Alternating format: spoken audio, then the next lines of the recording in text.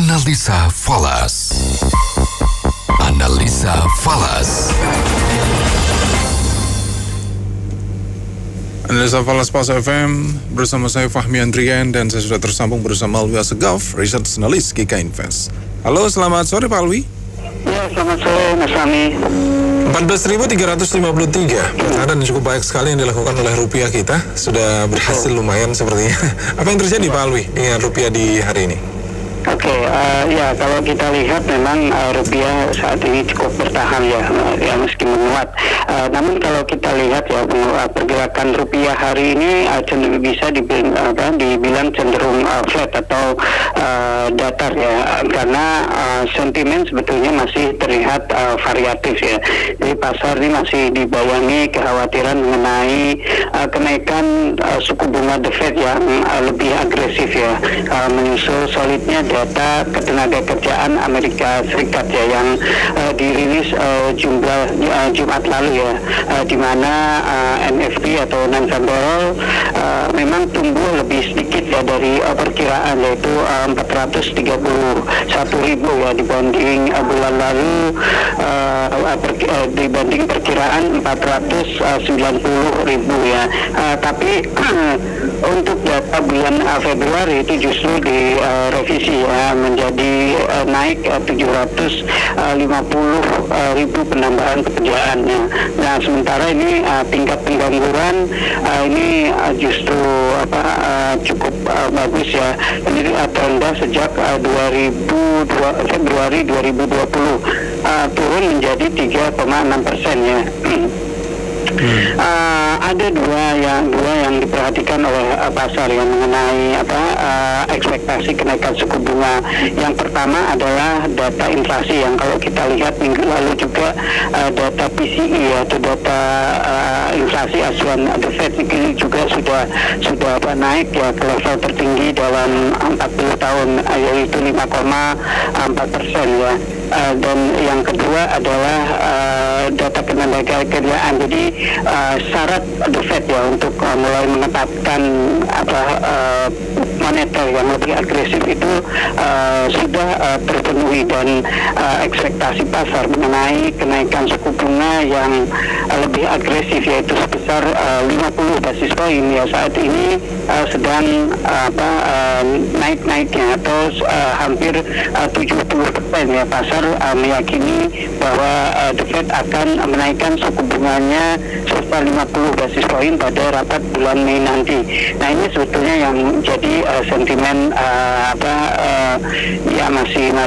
pasar ini masih ragu mengenai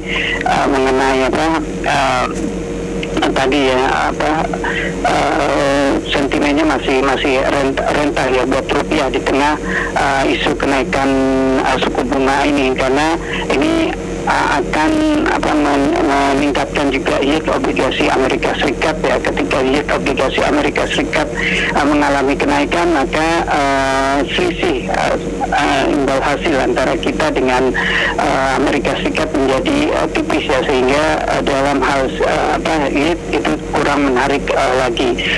Namun sisi positifnya ya mungkin dari dalam negeri kita lihat sendiri bahwa saat ini pemerintah sudah mulai melonggarkan pembatasan COVID-19 ya, sehingga ini bisa mendorong aktivitas ekonomi kembali bergerak ya, apalagi saat ini menjelang mudik Lebaran ya, dan ini bisa jadi sentimen yang positif buat rupiah ya. Tapi untuk minggu ini kemungkinan pasar juga masih akan wait and see, karena minggu ini ada FOMC minutes ya, di mana FOMC minutes itu merupakan risalah dari rapat The Fed bulan lalu ya. Nah, melalui minutes tersebut ya, pasar ingin dapat kepastian ya, apakah The Fed ini mendukung kenaikan suku bunga yang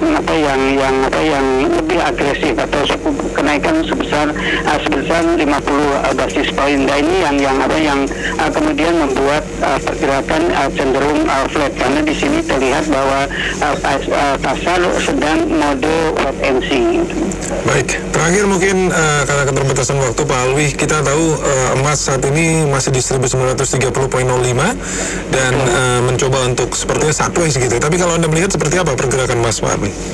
Ya, emas ini tidak terlepas dari tadi ya, ekspektasi kenaikan suku bunga The Fed ya, karena emas ini merupakan aset non buka. Jadi ketika ada kenaikan, ada ekspektasi kenaikan suku bunga, ini bisa menekan harga emas ya. Apalagi minggu lalu itu harga minyak juga mengalami penurunan ya. Nah, ketika harga minyak turun ya, emas yang tadinya ya, ketika harga minyak naik meningkatkan ekspektasi inflasi yang tinggi, tapi ketika minyak turun maka ekspektasi inflasi tinggi yang berkelanjutan juga surut ya. Dengan kata lain, harga emas ini tertekan oleh kenaikan yield obligasi Amerika Serikat di tengah ekspektasi penurunan di tengah ekspektasi kenaikan suku bunga The Fed yang lebih agresif, dan juga penurunan atau koreksi dari harga minyak yang meredakan ekspektasi inflasi yang lebih tinggi, meskipun sebetulnya sentimennya masih tetap mendukung ya, apalagi saat ini masih belum jelasnya rencana perdamaian antara Ukraina dan Rusia ini masih juga bisa memberikan sentimen bagi permintaan safe haven. Baik, kalau begitu terima kasih banyak atas waktunya Pak Alwi. Selamat sore dan sukses selalu untuk Anda. Selamat sore, terima kasih Mas Wami. Analisa Falas bersama Alwi Assegaf, Research Analis KK Invest, saya Fahmi Andrian.